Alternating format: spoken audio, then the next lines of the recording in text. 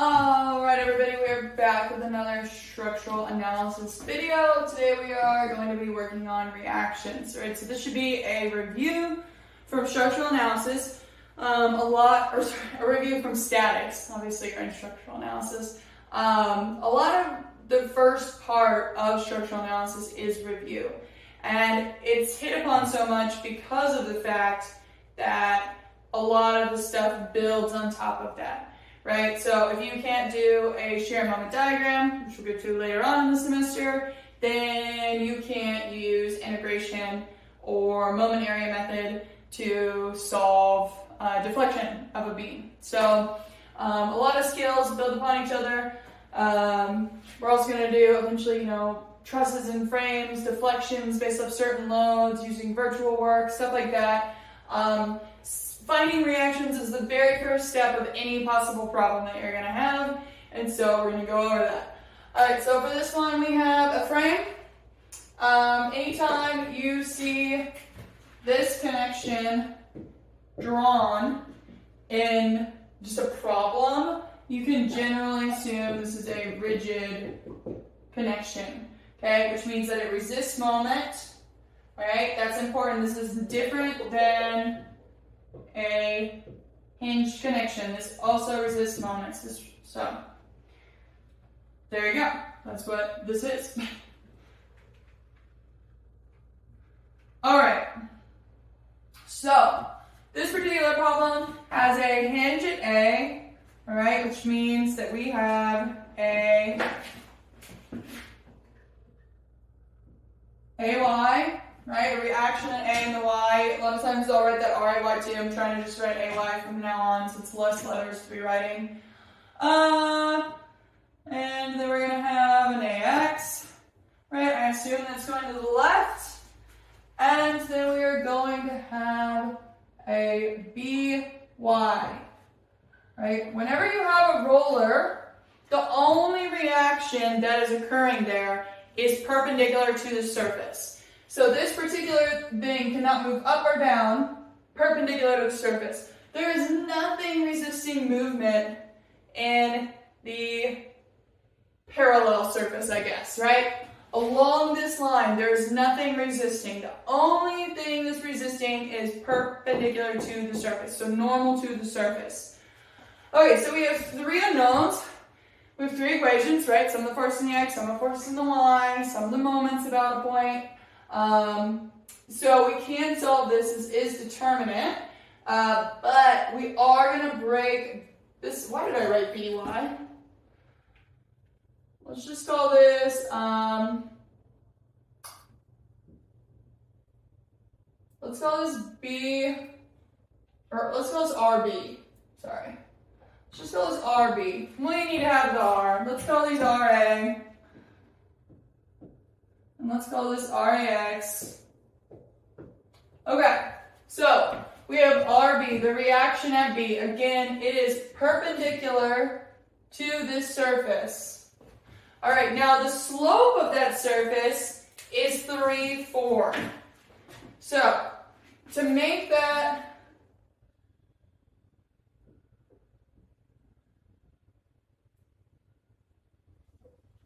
right, that means that this has to be 4, 3, right? So I love 4, 3 triangles, right? A 4, 3 triangle is, right, if this is 4 and this is 3, this has to be 5. They're very helpful, all right? You don't have to find angles with them. Like if we had this right here, we could say that if this was x and this was y, we could say that x is equal, and let's say this was F1, right? X is equal to, this would be 4 over 5 F1, and then y would be equal to 3 over 5 F1. You don't have to do sine, you don't have to do cosine, you don't have to do anything with an angle. For some reason, that really confuses me when I get into needing to rotate angles. So I am actually going to do I'm going to find an angle. So this is 4, this is 3, this is theta, right? Tan of theta is equal to rise over run. So tan inverse of 3 over 4, this should equal like 36 something. So tan inverse of 3 divided by 4 is 36.86, 36.87. Alright, so that's 36.87 degrees. This alpha has to equal, right, 90 minus that, 53.13.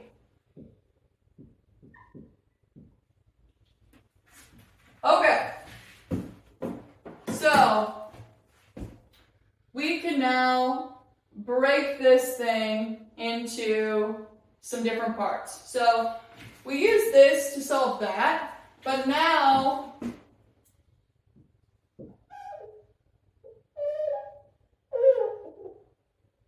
I'm going to make that triangle, right? Let me do it in a different color, actually.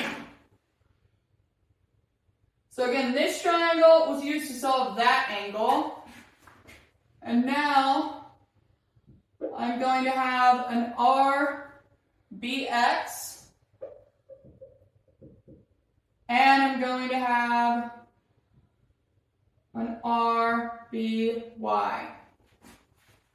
Alright, so let's get these in terms. So RBX is going to be equal, right? We know that this angle right here has to be what? Which one of these is it? We didn't actually need to find alpha. It's 36, right? This is just theta, which is 36.87. We probably did more than we needed to do there. We actually didn't need that 53. Okay, so RBX is going to be equal to RB times what? Or sine, right?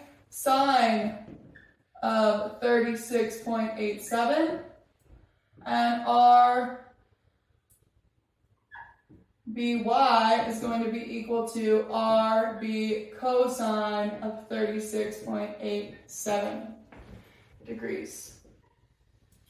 All right, so now that we have those in terms, and why did we really need to break those up? Well, we need to do some of the moments, okay? And really, these forces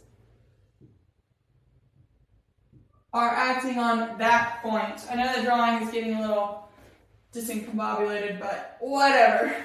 We know what's going on there to a certain extent. Hopefully you do. Hopefully you follow along. Again, this is a review from statics, so I really hope you understand this already. Okay, so I'm going to start with sum of the forces in the x is equal to 0. We're going to have AX, negative RAX. We are going to have negative RBX. Okay, and we're going to have plus 20 kips. Okay, we also are going to have an equation. Let's do sum of the forces in the y direction is equal to 0. Well, we have negative 20 plus, negative 30. Right, we have plus RAY, and we have plus RBY. So let's rewrite this. I'm going to say that RAX is equal to 20 minus RBX, but I'm going to write it in terms of RB. So we need to only have one variable here. RB sine of 36.87 degrees. Right, and then down here, I'm going to say that RAY is equal to 50 minus, right? If I'm moving this over, but it's staying a positive, all of these need to change signs. So that was 20 plus 30 is 50 minus RBY, which is RB times cosine of 36.87 degrees. Now, a lot of times I will just solve what cosine of 36.87 degrees is instead of continuously writing it, but I'm writing it here for some reason. Okay, so we need to solve for RB before we can solve for RAY and RAX. So let's do some of the moments. I'll start down here. Some of the moments about A. Okay, I'm going to say that this is positive, right? So counterclockwise is positive.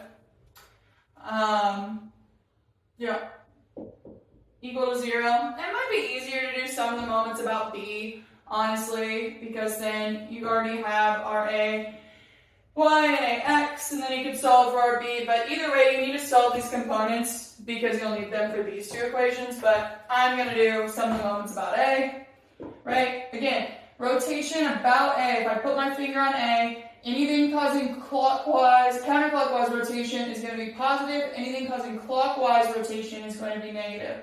So this 20 kip load is causing negative rotation. So that's going to be 20 kips times its perpendicular distance, right? If the force isn't in the X direction, its perpendicular distance is going to be in the Y direction, and it's from the point of rotation. So we have 10 feet. So this is kips, this is feet. Our units for a moment is a kip foot, right? So we know that one's right. This 20 kip is also causing negative rotation. So I should have had a negative in front of that first one. So negative 20 kips times, this is again 10 feet, right? This load is in the Y direction, so its perpendicular distance is in the X direction. All right, and then we have minus 30 kips times 20 feet. Again, 30 kips in the Y direction, 20 feet, that's 20 feet right there, in the X direction, perpendicular distance. All right, let's look at RBY first. So RBY is acting up this way, and we have RB times cosine of 36.87. It's causing positive rotation. This is kips. RBY is acting in the Y direction. Its perpendicular distance in the X direction, so 10, 20, 30, so times 30 feet. And then we have plus RBX, which is RB sine of 36.87. That's a kip. And it is going to be, right, RBX, perpendicular distance in the Y, times 20. Alright, so let's do some rearranging here. So, I don't really need a calculator for this. This is 200, oops, not 100. 200 plus 200 minus 600, or plus 600. Alright, let me check that. 30 times 20. Still 600, good, okay. All of that is equal to RB times, okay, I'm going to do cosine of 36.87 times 30. So that's this little chunk right here is 23.999 plus this chunk, sine of 36.87 times 20 is equal to about 12.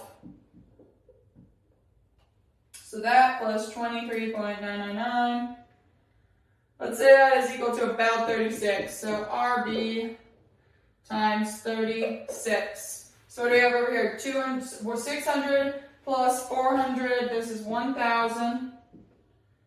Divided by, or sorry, not divided by. Yeah, divided by 36 is equal to RB is equal to 1,000 divided by 36 is equal to 27.8 kips. And that's right, that's good. Okay, we got the right answer. So RB is equal to this. So now we can come back up here. Let's just solve RBX real quick. So this is 27.8 times sine of 36, which is 0.6. And this is going to be 27.8 times, it's 0.8, right? 0.8? Let me check that again. Cosine of 37, 36.87. It's about 0.8, right? So this 27.8 0.6. I'm adding more digits when I round here, so I'm going to get 16.67. And then 27.78 times 0.8. This is 22.22 kips. All right, so now I'm going to do RAX is equal to 20 minus 16.67. And I get 3.33 kips. And then down here I have 50 minus 22.22. And I get 27.8 again, basically. All right, so that's it. That's all of them. Hopefully that helps. Hopefully this is just a review.